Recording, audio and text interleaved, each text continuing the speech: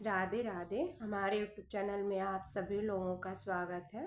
तिलक गीत प्रस्तुत करने जा रहे हैं। कैसा लगा कमेंट करके बताइएगा। लाइक शेयर सब्सक्राइब पूरा वीडियो देखिएगा।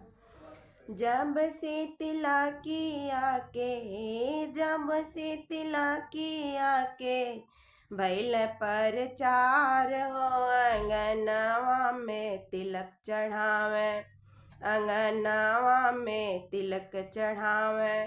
भैया जी के सारे हो अंगनावा में तिलक चढ़ावे। जब से तिलकी आके, जब से तिलकी आके, भैल पर चार हो अंगनावा में तिलक चढ़ावे। भैया जी के सार हो अंगनावा में तिलक चढ़ावे।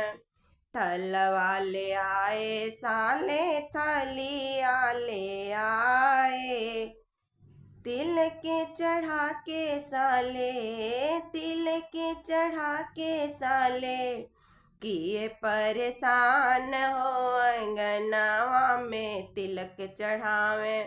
भैया जी के सार हो अंगनावा में तिलक चढ़ावे। जब से तिलकी आके, जब से तिलकी आके, भैल पर चार हो अंगनावा में तिलक चढ़ावे। भैया जी के सार हो अंगनावा में तिलक चढ़ावे। सूट वाले आए साले बूट वाले आए, टैया के लिए साले, टैया के लिए साले, किए परेशान हो अंगनावा में तिलक चढ़ावे। भैया जी के सार हो अंगनावा में तिलक चढ़ावे। जब से तिलकी आके, जब से तिलकी आके, भैल पर चार हो अंगनावा में तिलक चढ़ावे। भैया जी के सार हो अंगनावा में तिलक चढ़ावे। अंगूठी ले आए साले माला ले आए, अंगूठी ले आए साले माला ले आए।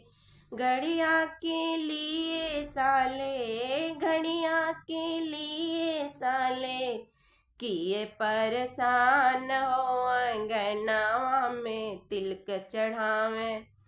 भैया जी के सार हो अंगनावा में तिलक चढ़ावे।